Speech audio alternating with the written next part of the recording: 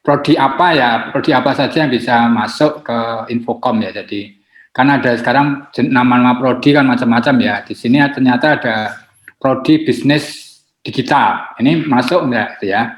Prodi bisnis digital. Kemudian ada prodi sains data. Ini masuk enggak itu ya? Mungkin itu dulu Pak Wawan tanyaannya. Ya sebenarnya ini juga bisa dijawab oleh Ketua DE ya, tapi nanti mohon dikoreksi kalau ada yang kurang pas. Yaitu untuk prodi itu secara umum yang sudah jelas itu yang 5 tadi itu yang sempat disebutkan oleh Prof. Pujo di awal ya teknik informatika atau ilmu komputer, kemudian teknologi informasi, kemudian sistem informasi, kemudian rekayasa perangkat lunak, dan kemudian sistem komputer. Namun untuk prodi-prodi yang baru ini memang ya masih kita bicarakan, belum sampai kata final. Nanti akan dipertemukan semuanya dengan semua lam-lam yang ada dengan majelis akreditasi BAN PT. Jadi untuk menetapkan mana saja yang masuk ke Infocom, mana saja yang masuk teknik, mana saja yang masuk lam sama, mana saja yang masuk kalau yang abu-abu nanti bagaimana ya. Jadi kita itu ada forum komunikasi lam Pak ya, jadi Bapak Ibu semuanya itu juga rapat rutin ya, kalau nggak salah itu tiap Jumat ya, itu kita ketemuan. Nah di situ insya Allah nanti kalau ada yang abu-abu itu nanti komunikasi kita dengan lam yang lain itu sangat dimungkinkan. Apakah itu berarti dihandle oleh Infocom tetapi asesornya dari pendidikan misalkan, atau sebaliknya dihandle pendidikan tapi ada asesor dari lam Infocom. Itu nanti relasi antar lam yaitu masih dibicarakan. Kira-kira begitu ya, semoga bisa sedikit menjawab kegalauan yang ada ya, karena kita juga sama-sama galau Pak ya, jadi belum pasti. Mungkin Prof tadi mau menambahkan. Enggak, Prof tadi mau menambahkan.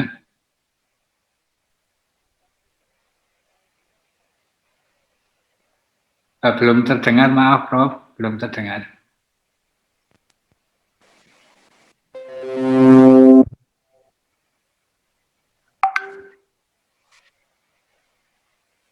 Belum ya, belum mendengar Prof Sri. Ya belum ada gangguan mikrofon ya.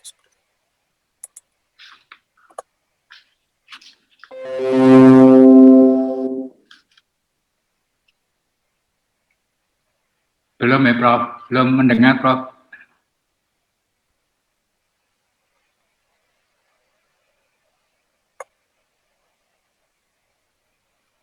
Masih belum.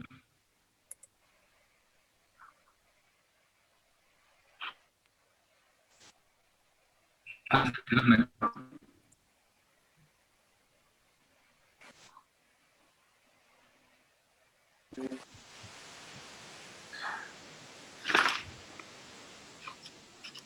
Belum.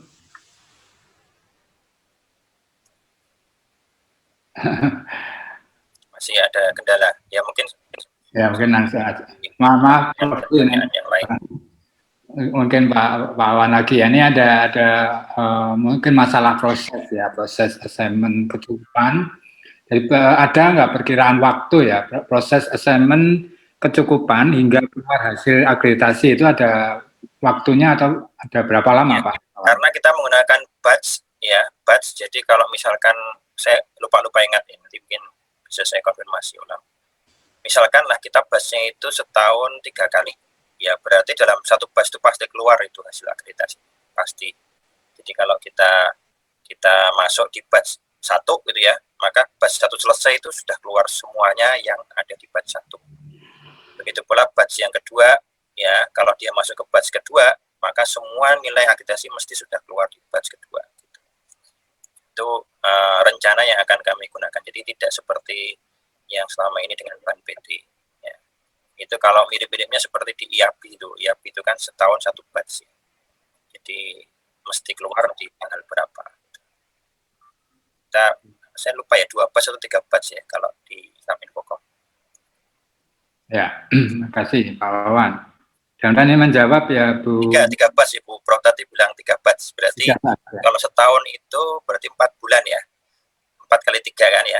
Berarti 4 bulan mesti masuk keluar. Keluar ya. Oke. Terima kasih. Itu menjawab Bu Maria Ufah ya tadi. Mungkin ada lagi pertanyaan mungkin dari Bu Nuke ya. Ini selamat siang Bu Nuke. Ya. Ada pertanyaan, apakah kami sebagai Prodi Teknik Informatika wajib ya untuk reakreditasi melalui LAM? Bila mana kami melalui BAN PT, apakah boleh gitu ya? Monggo Pak. Ya, ketika BAN PT sudah menyerahkan semuanya ke LAM, berarti memang harus ke LAM. LAM ya. Tidak bisa ke BAN PT. Ya. Mungkin ada batas waktu ya nanti. Kalau dari tadi sudah disampaikan oleh Prof tadi ya. Ya. Oh, tadi. Ya, tapi provided ya anggapannya 2 Mei beroperasi itu. Oke. Ya. Oke. Pertanyaan. Mungkin ada pertanyaan lagi? Mungkin bisa tunjuk jari. Ini tadi juga ada pertanyaan mungkin yang berkaitan dengan prodi yang tadi ini ada prodi desain komunikasi visual. Ini masuk prodi. Iya. Mungkin nanti Pak Mawan ya. Ini kita tampung ya, nanti akan jadi pertanyaan dan juga akan mungkin jadi bahan pembahasan juga nanti dengan LAM yang lain. TKV ini sebenarnya masuk mana? Ya, sekarang kan ada prodi-prodi yang memang spesifik ya, ada TKV, ada bisnis apa tadi digital, ada sains data itu kan memungkinkan itu ya, mungkin ini apa? Sama tadi. Untuk waktu mengajukan berapa lama sebelum hasil akreditasi sebelum berapa? Oh ini Pak Irianto Poliandra. Ya. Untuk waktu mengajukan akreditasi berapa lama sebelum hasil akreditasi sebelumnya berakhir? Ya, karena kita menggunakan sistem batch ya, jadi mengajukan kapanpun itu tidak masalah. Jadi maksudnya gini, kalau terlambat batchnya ya nanti terlambat 4 bulan itu. Jadi mungkin istilahnya habisnya September itu ya, kemudian apakah minimal 6 bulan sebelumnya itu ya? Ya, kalau dilihat dari batch kan 4 bulan Pak. Jadi kalau 4 bulan belum nanti kan kelewat itu. Berarti yang rugian sendiri ya? Ya, jadi dirancang karena kita kan 4 bulan keluar itu. Ya. Namun begitu memasukkan dokumen nanti kita ada SK juga.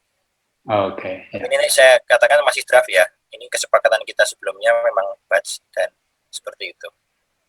Oke. Jadi keputusan akhirnya setelah resmi ya. Ya. Mungkin tadi Pak Wawan juga menjelaskan ini ada pertanyaan ya mengajukan banding, gitu ya. Apakah biayanya sama dengan biaya pengajuan akreditasi sebelumnya? Masalah biaya ini sensitif ya, jadi saya tidak menjawab ya. Jadi belum ya. Ya itu Bu F ya Yulia, mohon pengertiannya memang belum jadi diucapkan oleh Prof Sri tadi juga belum. Lalu ini ada pertanyaan, apakah instrumen akreditasi LAM Infocom tetap menggunakan LKPS dan LED?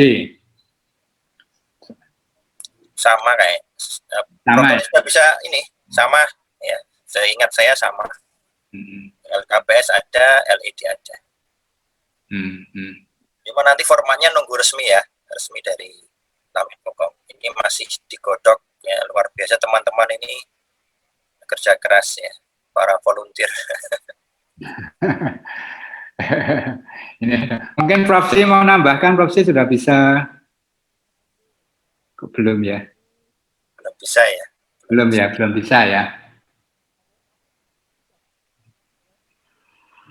Belum bisa ya, Prof? Maaf, Prof. Belum bisa terdengar. Ya, maaf. Makasih. Ini ada Pak Wawan. Apakah tetap wajib akreditasi LAM jika prodi memiliki akreditasi selain LAM. Jadi misalnya IABI. Nah, untuk terkait ini, apa yang kita lakukan di LAM Infocom itu tunduk dengan peraturan yang lebih tinggi. Gitu loh, filosofinya seperti itu, Pak. Ya.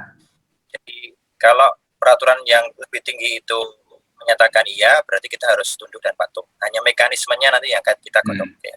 Jadi intinya termasuk perpanjangan segala macam. Pokoknya semua peraturan yang mengatur LAM Infocom harus ditaati oleh LAM Infocom, dan tidak mungkin LAM Infocom itu melanggar peraturan yang di atasnya. Itu yang kita pegang. Ya. Adapun mekanismenya ini sedang kita semuanya supaya baik bagi semua. Ya. Prof. Sri. Oke, ini ada pertanyaan kan, ada pelatihan, ada pendampingan. Ini ada yang istilahnya ada yang kami menunggu dari Bunuka ya. Kami menunggu untuk pelatihan dan pendampingan bila mana menggunakan akreditasi LAM. Ya, mungkin nanti juga sudah disebutkan oleh Prof. Sri, nanti ada pelatihan, ada pendampingan. Ya. Tadi juga oleh Pak Ketua Aptikom Pusat, Prof. Ucok tadi juga telah jelaskan, tidak dilakukan oleh LAM Infocom, tapi menggunakan simpul-simpul yang ada di komunitas kita. Ya, jadi insya Allah tetap pasti itu akan tanggung jawab dari Aptikom itu sendiri untuk menjamin atau meningkatkan kualitas semua stakeholdernya. Cuma nanti mekanismenya akan kita tentukan kemudian. Ya, tadi ada arahan dari Pak Ketua menggunakan simpul-simpul yang ada di komunitas kita.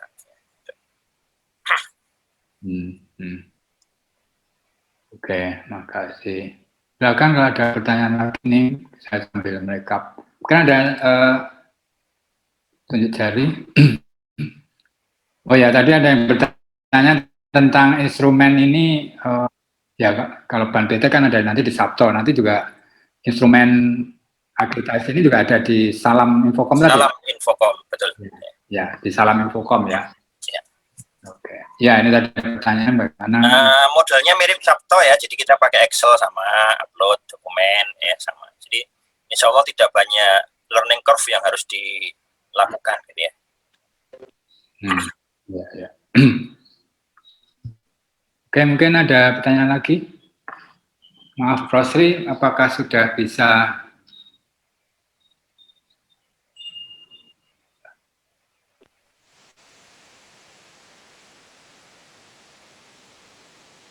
Tadi ada pertanyaan Pak Joko terkait Ban PT dan LAM. Jadi LAM tidak bisa membatalkan Ban PT ya kecuali ada peraturan menteri. Jadi kalau Ban PT masih berlaku ya berarti masih berlaku. Pakai tetap ya. Ya kalau jadi tidak bisa kemudian batal ya. Ya. Kemudian ada pertanyaan lagi dari Bu Maria Alfa ini. Prodi kami ada yang berakhir Juli 2022. Apakah aman jika kami mengikuti registrasi LAM atau bagaimana? Sebab LAM baru beroperasi sekitar Agustus 21. Sementara masih ada pendampingan LAM kemudian sekitar 4 bulan untuk AK sampai keluar hasil. Gimana, Pak? Nah, ini monggo saja bagaimana baiknya, ya karena sangat tergantung dengan prodi. Ya. Jadi Juli 2002, ya. Jadi kalau submitnya itu setelah Agustus, ya kalau 4 bulan kan masih masuk itu sebenarnya masih jauh. Gitu kan. Tapi ya tadi itu kalau masih harus pendampingan segala macam, ya silakan dihitung sendiri kira-kira aman atau tidak. Tapi rasa-rasanya masih jauh ya, Juli 2022 itu masih panjang. Ya, Juli 22 ya. Ya, itu Bu Maria Ufa ya. Mungkin ada lagi Pak Agus Nursi Agus ya. Ya, siap. Saja untuk simpul-simpul pelatihan mohon bisa diadakan setiap provinsi. Maksudnya tadi Pak, simpul-simpul pelatihan itu. Ya, maksudnya itu. Ya nanti karena Indonesia ini besar ya, kalau dilakukan oleh pusat tidak mungkin ya. Itulah mengapa LAM Infocom nggak akan mampu untuk melakukan pelatihan ke seluruh Indonesia. Jadi itu sangat bagus masukannya. Setiap provinsi memberdayakan bagaimana LAM Infocom bisa dipahami dengan baik. masukan yang bagus. Terima kasih sekali. Ya, ya. Jadi setiap provinsi nanti ada simbol-simbolnya ya, Prof ya. Ya, insya Allah ya. Oke. Joko, saya sudah pakai HP Ya, ini. Oh ya, sudah on pakai HP. Monggo, Prof. Monggo, Prof. J, ya saya mungkin menambahi J, terkait dari tadi apa namanya pertanyaan tentang apa itu pelatihan dan pendampingan ya. Memang pendampingan maupun pelatihan itu akan bukan dilaksanakan oleh LAM, tetapi itu bisa dilakukan oleh tadi yang menurut Pak Ketua tadi adalah simpul-simpul tadi. Sebetulnya kan kalau LAM itu diprakarsai oleh diprakarsai oleh Aptikom, kemudian Indoceis maupun Aisindo ya. Sehingga nanti pendampingan itu juga bisa dilakukan oleh bagian dari ini Aptikom, juga Indoceis dan Aisindo gitu ya. Jadi kira-kira seperti itu.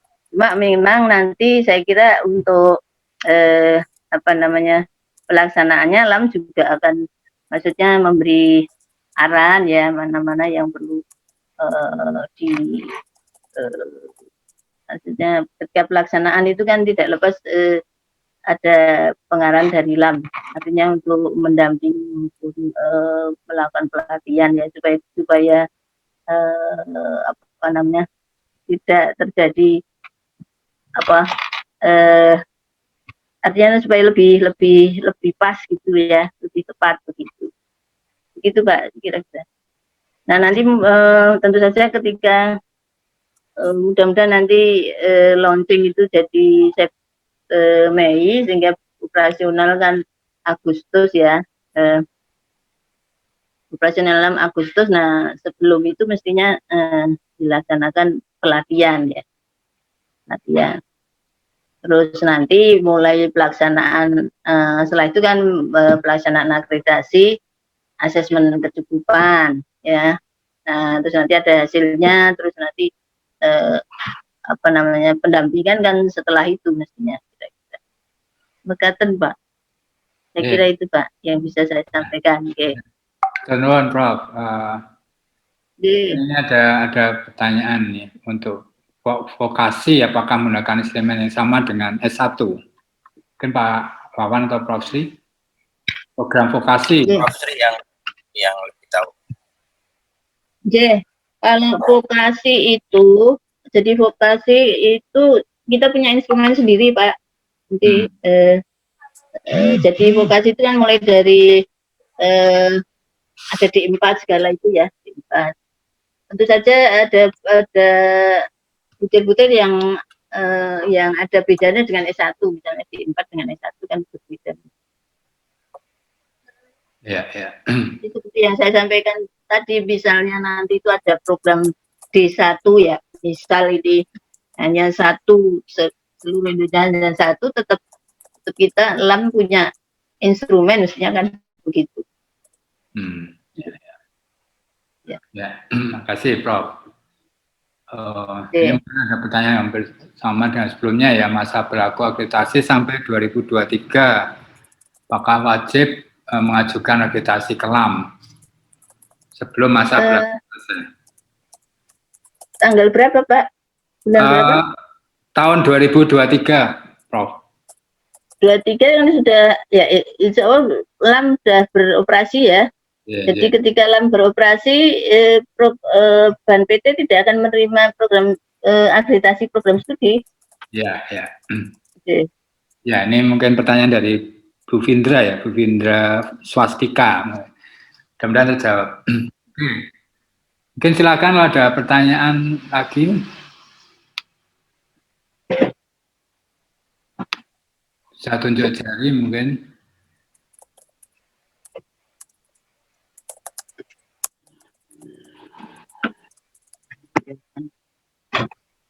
Mungkin ada tambahan info, Pak Wawan? Saya kira cukup dari saya. Mungkin ada pertanyaan lain. Sekarang kok sebentar. Itu ada itu Pak, ini yang akreditasi sampai 2023 ya. Yaitu Iya, yang tadi yang saya tanya. masih berlaku karena Ban PT kan ya. Tapi kalau mau mengajukan ke Ban PT lagi, Ban PT sudah tidak melayani gitu ya. Jadi mau nggak mau harus ke 6. Infocom. Tetapi akreditasi Ban PT tidak batal. Iya, iya. Ya, jadi masih kalau mau tetap ingin ke Ban PT ya ngajukan tapi tidak diproses ya sama aja kan. Jadi penyerahannya memang itu Mei tadi ya Pak? Iya. Ya, selama rencananya Pak, rencana. Oh, oke, ya.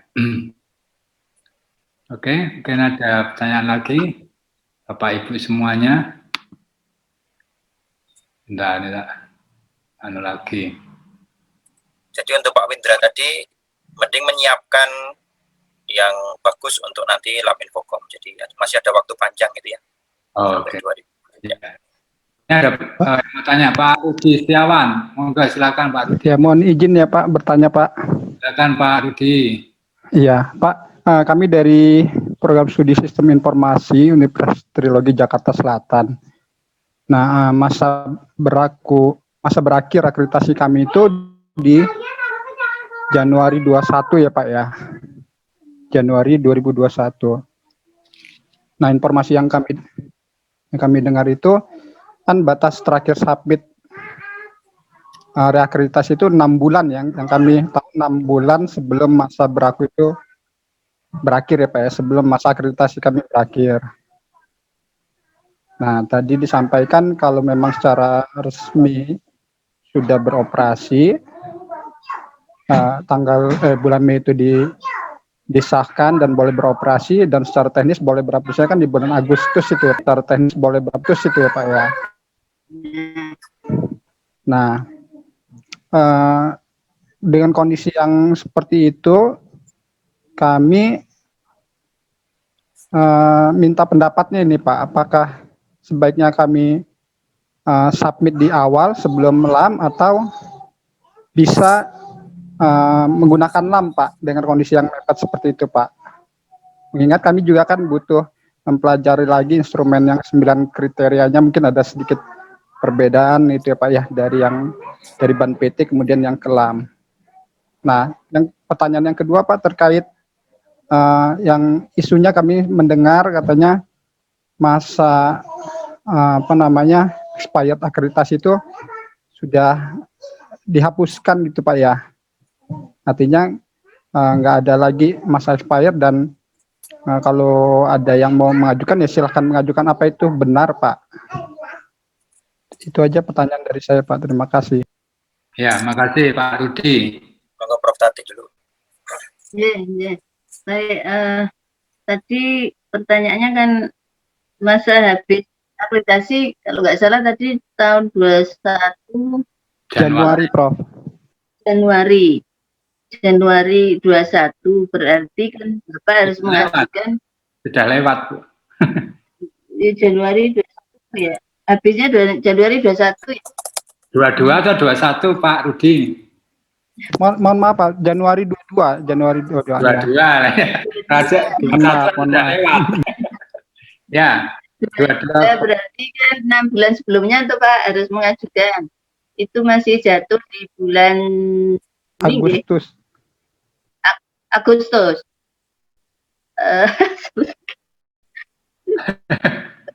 Juli ya? Juli atau Agustus. Jadi begini, kalau itu jatuhnya masih di bulan Juli sampai tanggal 1 Agustus ya, sampai lambat jadi 1 Agustus, itu Bapak masih bisa ngajukan ke Ban PT. Tapi kalau sudah lewat 2 Agustus, itu kelambat. Halo? Iya Prof. Iya Prof. Bisa diterima suara saya? Bisa Prof. Bisa jelas Kak Bu? Jadi kalau tadi ya Januari dikurangi 6 bulan kan jatuhnya Juli ya, masih Juli atau Agustus? Juli. Juli. Juli ya Prof ya. Juli. Kalau Juli ya berarti masih bisa mengajukan ke ban, Pak. Iya, iya. Ya, masih bisa. Yeah. Ya baik Prof, terima Karena kasih Prof. beresiko saya izin nambahkan ya, karena kan kita belum bisa mengeluarkan resmi ya. Resmi instrumen kan masih proses. Nanti Mas Rudi kan nunggu-nunggu nih. Nanti harus belajar lagi gitu kan. Iya. Iya. Iya, betul. Iya, itu sebenarnya juga sama dengan mirip-mirip dengan kasus kami di prodi baru juga ini. Antara mau ke LAM, ya ini memang banyak yang galau ya. Betul Pak, galau tadi Pak. Ya, mau pindah ke LAM juga belum tahu istilahnya. Betul. Ya kan? Jadi yang terlambat 6 bulan. Oh ya. Saran saya. Karena kalau kita Iya. Ya itu tadi dengan asumsi kan ban itu meluncing tanggal 2 Mei. Ya. Berarti 3 bulan setelah itu operasional. Nah, kalau misalnya ban tidak, biasanya karena persyaratan dan sebagainya, misal belum beres atau apa, masih dirasa kurang apa-apanya, terus tidak jadi melonceng tanggal 2 Mei kan mundur lagi. Kita dari LAM sendiri sudah mempersiapkan sebaik-baiknya, jadi berharap sekali itu bisa amin, Prof. Ya. Gitu. Tadi kan dengan asumsi seperti itu ya, itu sudah dibahas oleh majelis ban gitu, bahwa kalau ban itu memang meluncing 2 Mei, artinya semuanya beres, meluncing 2 Mei, Infokom bersama-sama dengan yang lain, maka ya tadi 2 Agustus itu bisa operasional.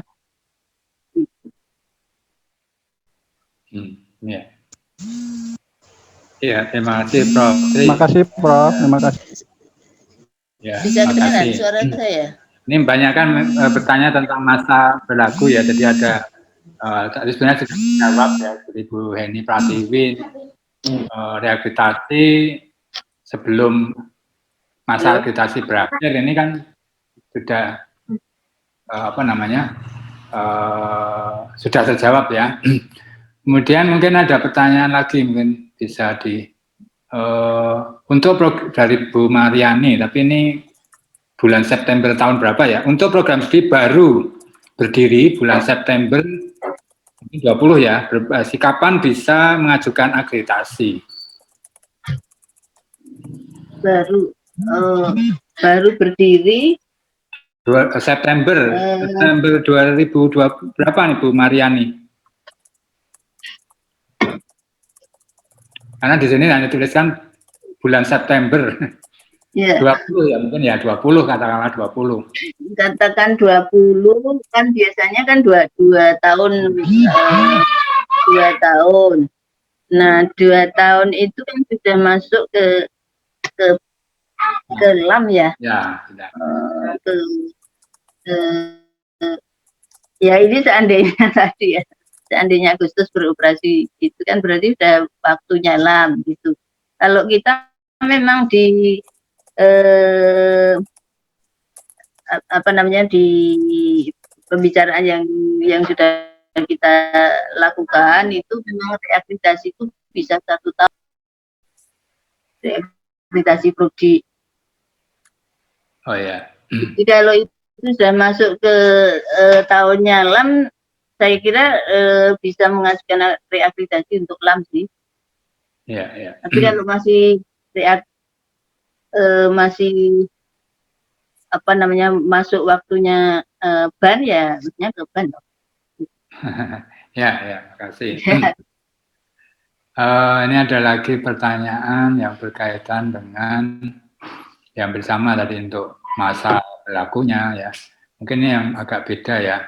Pak Agus Nursiku Agus ya, persiapkan isian borang luaran, apakah juga sifatnya masih kuantitatif, misalnya seperti jumlah penelitian, jumlah PKM, lalu atau melibatkan seluruh kriteria yang ada, ya. Mohon masukannya. Mau diulang Pak sebentar. Tadi Jadi ini mungkin pertanyaan dari Pak Agus ya, Pak Agus. Iya, Pak. Ini pertanyaan, dalam mempersiapkan isian borang luaran, apakah juga sifatnya masih kuantitatif? Jadi kuantitatif. Ya, baik. Penelitian, jumlah PKM ya. Iya, iya. Baik, jadi kalau luaran, jadi itu kan kalau di LAM kita punya dokumen, artinya kriteria 9 tadi kan mengenai luaran dan capaian, itu kuantitatif ya, datanya. Namun kuantitatifnya itu bukan semata-mata kuantitatif yang dihitung atau jumlahnya atau banyaknya, tapi proporsional dengan misalnya jumlah dosennya, apa proporsional dengan jumlah mahasiswanya begitu Pak. Jadi misalnya luaran yang terkait dengan prestasi mahasiswa itu bukan nominal banyaknya berapa sih gitu ya, tetapi kuantitatif tapi proporsional terhadap jumlah mahasiswa. Jadi logikanya begini, kalau jumlah mahasiswanya 1.000 orang gitu ya, dibandingkan dengan jumlah mahasiswanya 200 orang, tentu saja kan prestasi yang dihasilkan oleh mahasiswa yang 1.000 orang mestinya harus lebih banyak daripada yang 200 orang kan. Saya kira 5 kalinya kan gitu. Nah, semacam itu yang ada di butir-butir asesmen yang terkait dengan luaran gitu Pak ya. Nah, itu yang ada di kriteria 9 ya. Kemudian memang beberapa kita masih membutuhkan data-data yang kualitatif, yang itu nanti harus dijawab di LED gitu. Seperti misalnya PPEPP ya, siklus di setiap kriteria ya, kecuali kriteria 1 lah ya. Nah, itu dijelaskan di LED gitu. Kurang lebihnya seperti itu Pak. Ya. Terima kasih ya. Dan terjawab ya Pak Agus Nurwi. Ini mungkin tadi yang Bu Mariani yang tadi September 2021 Prof ternyata. Tadi pakai LAM ya. September 2000 ya itu kalau ya tadi kalau sudah masuk waktunya LAM pakai LAM. Ya. Mungkin ini pertanyaan mungkin ke Pak Wawan ya Pak, yang berkaitan dengan pembuatan akun Pak Wawan. Ada pertanyaan dari Unsu ya. Untuk akun ini apakah satu institusi satu atau mungkin satu prodi satu atau satu institusi itu akunnya institusi bisa banyak prodi. Seperti Sabto yang pernah seperti Sabto. Jadi akun perguruan tinggi bisa banyak prodi. Ya, tapi pengajuan akreditasi prodi. Berarti bisa ya. Jadi mungkin mendaftar cukup satu gitu aja Pak. Cukup perguruan tinggi. Perguruan tinggi ya, nanti bisa. Oke. Kemudian ini sudah menjawab Pak atau Ibu ya, LK. Lalu ini tadi mungkin sudah dijawab tapi nggak apa-apa. Ada pertanyaan lagi.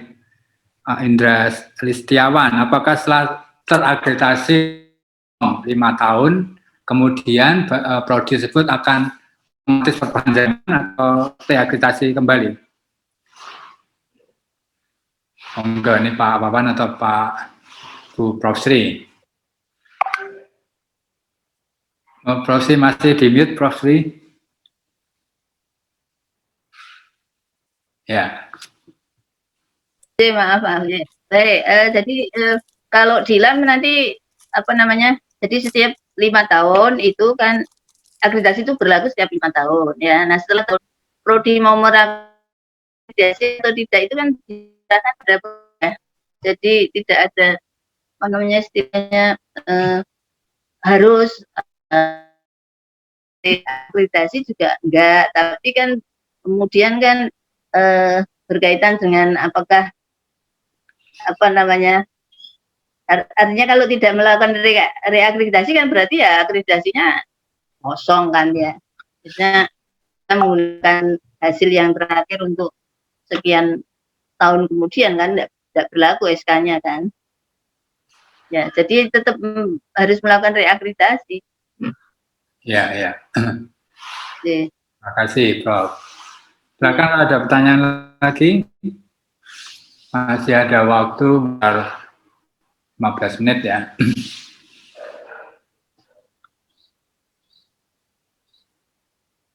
Atau ada info tambahan, Prof, sambil nunggu. Oh, ini ada lagi. Apakah ada pertanyaan lagi, Bu Maria Ulfah ya? Apakah dengan banyaknya butir penilaian di LAM berarti lebih sulit untuk mendapatkan peringkat akreditasi dari LAM? Apakah ada saran untuk bisa mendapatkan predikat unggul dari banyaknya butir? Baik, saya jawab ya. Baik, terima kasih. Sebetulnya kan kalau dilihat dari jumlah butirnya itu tidak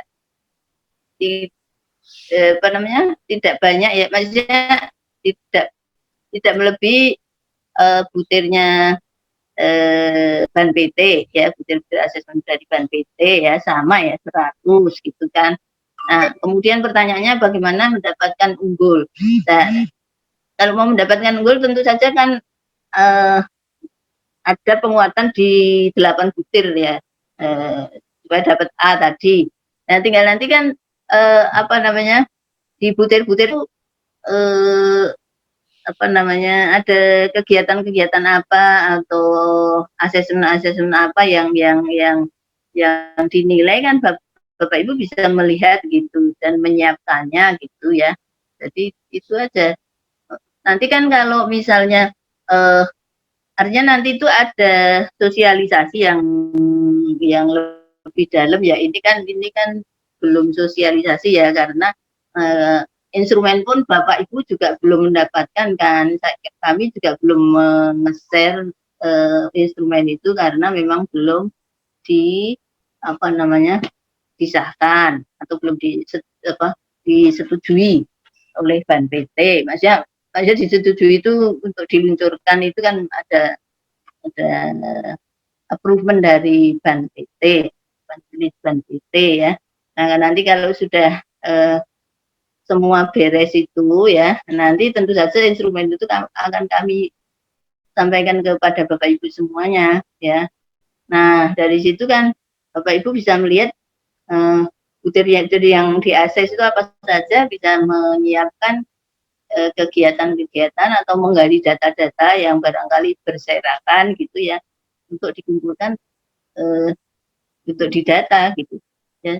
Jadi yang penting untuk program studi SPIM-nya jalan, kemudian terekap dengan baik gitu ya. Yang sering terjadi itu kan melakukan kegiatan apa, tetapi memang tidak dicermati, oh ini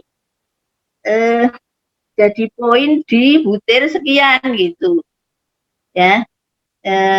Kegiatan ini bisa jadi poin di butir sekian, kadang-kadang tidak terpikirkan, sehingga dokumen pun tidak terekap dengan baik gitu ya. Jadi seperti itu. Monggo yang bisa saya sampaikan itu. Ya, terima kasih. Ini ada pertanyaan ya dari Pak Ekwan ya, Akwan. Jika sudah akreditasi LAM, lalu setelah 5 tahun wajib lagi mengajukan akreditasi. Berarti perpanjangan akreditasi otomatis seperti tertuang di Permendikbud nomor 5 tidak berlaku. Ini mungkin pertanyaannya.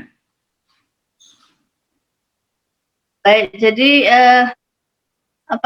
itu perlu, maksudnya pembahasan kita kan baru sampai seperti itu ya, Bapak Ibu semuanya. Artinya pemikiran di para pengurus itu terakhir sampai kondisi seperti itu. Nah, tentu saja nanti kita akan melihat-lihat kembali gitu ya. Artinya kita mempelajari kembali undang-undang, permen dan sebagainya yang terkait dengan itu gitu ya. Dan ini kan sifatnya masih, saya katakan tadi, ini belum sosialisasi yang final ya. Ini ya kita beri gambaran lah kira-kira seperti itu gitu ya. Jadi tentu saja Bapak Ibu jangan terlalu khawatir. Artinya kita itu nanti juga masih mempelajari banyak hal ya. Mencermati beberapa poin-poin yang penting yang itu bisa artinya ini tadi kan belum bersifat keputusan ya yang final ya, baru pemikiran kita itu seperti itu gitu ya. Nah tadi kalau misalnya berarti ini melanggar permen atau permen berapa tidak berlaku, ya nanti kita tinjau lagi gitu. Seperti itu. Bahkan kan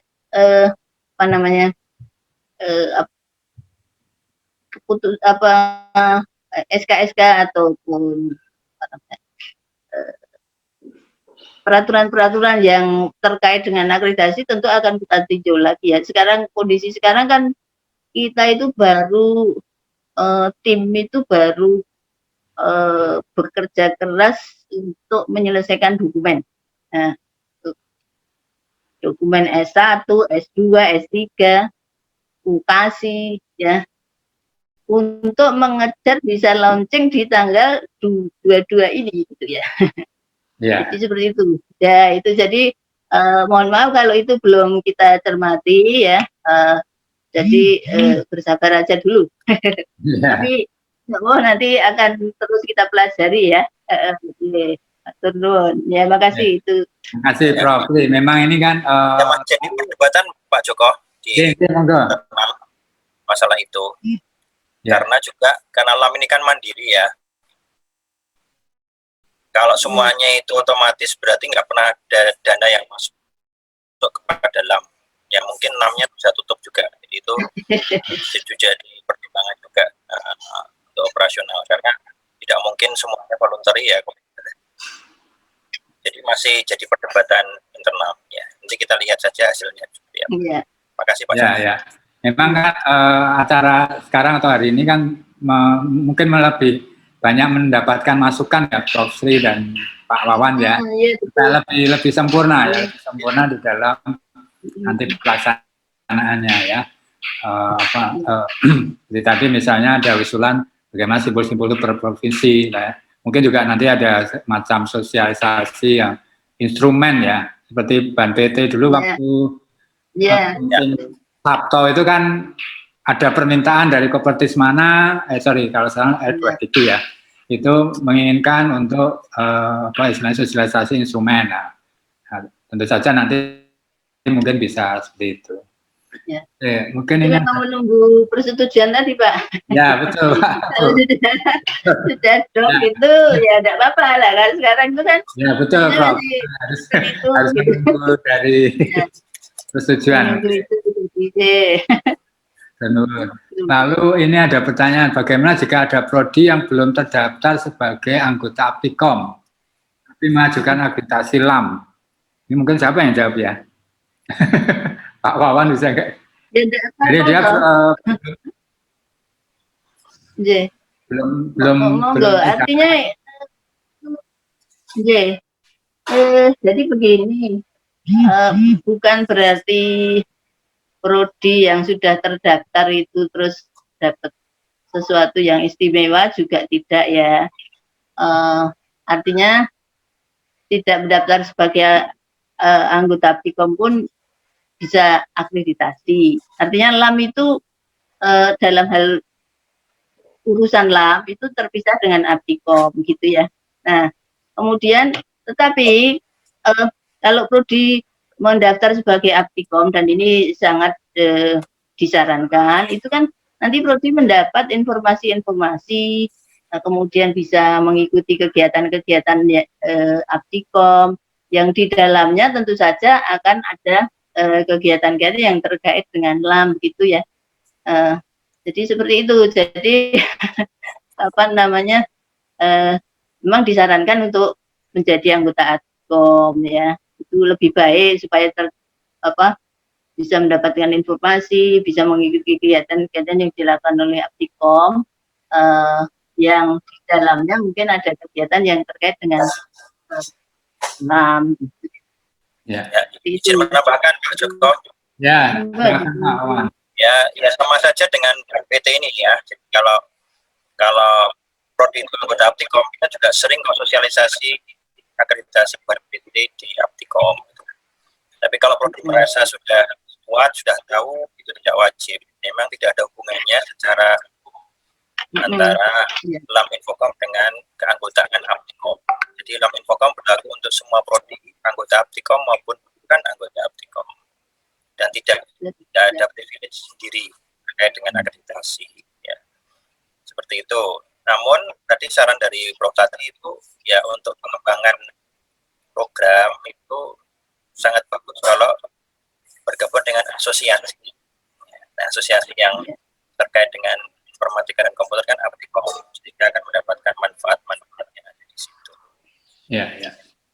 Itu kira-kira tidak wajib Pak gitu. Ya. Oke, mungkin ada satu penanya yang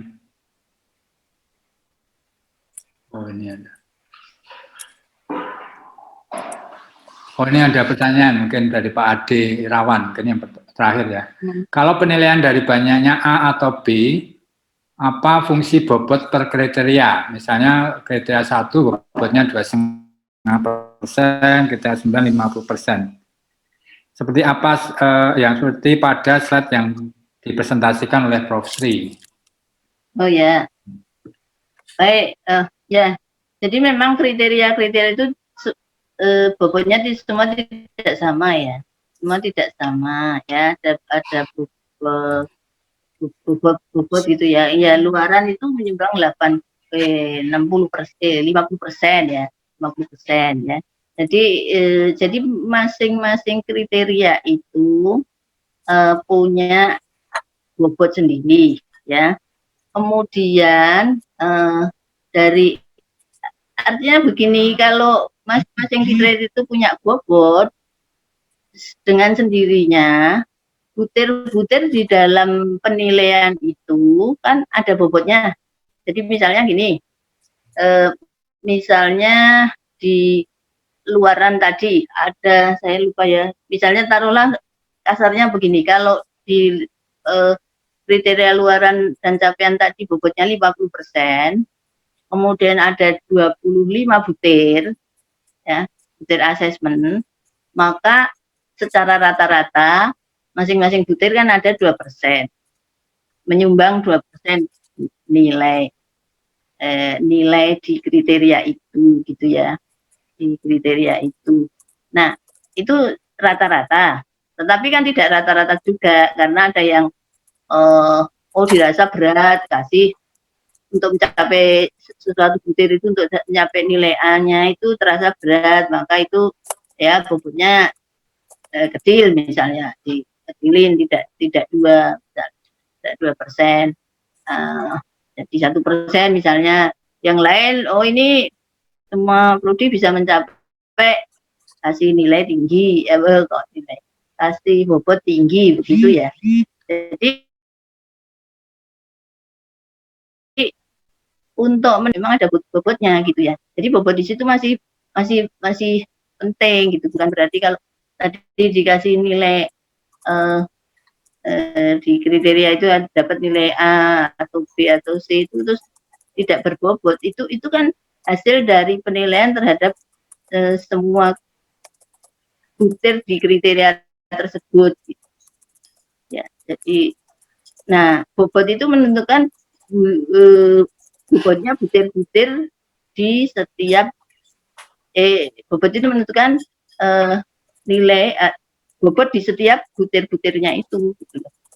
Jadi tetap diperlukan. Jadi akan lain nanti, misalnya pengeluaran diberi bobot misalnya 5%. Nah, apa namanya, dibandingkan dengan 50%. Tetap ada bedanya nanti muncul di nilai butir ya. Ya kelihatannya kan tidak kelihatan apa namanya, tidak kelihatan di nilai akhir kriteria, tapi tetap berpengaruh di butir-butir nilaian. Ya, terima kasih. Begitu, Pak. Ya. Jadi tetap diperlukan. Nih. Terima kasih. Ini mungkin mudah-mudahan sudah terjawab ya Pak Ade Irawan ya. Oke, mungkin waktunya sudah hampir habis ya. Mungkin Pak Wawan ada tambahan? Atau sudah cukup? Cukup ya. Oke. Saya kira cukup. Terima kasih Bapak Ibu semuanya. Terutama Pak Prof. Sri Hartati dan Pak Nur Ahmad Setiawan yang memaparkan hal-hal yang mungkin berkaitan dengan akreditasi LAM Infocom ya. Memang ini acara ini kan sebagai suatu sosialisasi untuk lebih banyak mendapatkan masukan, karena supaya nanti pada saat benar-benar di launching LAM Infocom ini bisa berjalan dengan sesuai dengan apa ya istilahnya masukan dari Bapak Ibu dan demi baiknya juga semuanya ya. Dan terima kasih Prof. Sri Hartati dan Pak Nur Ahmad Setiawan. Mungkin kita bisa beri aplaus pada beliau berdua ya. Oke, terima kasih. Saya kembalikan.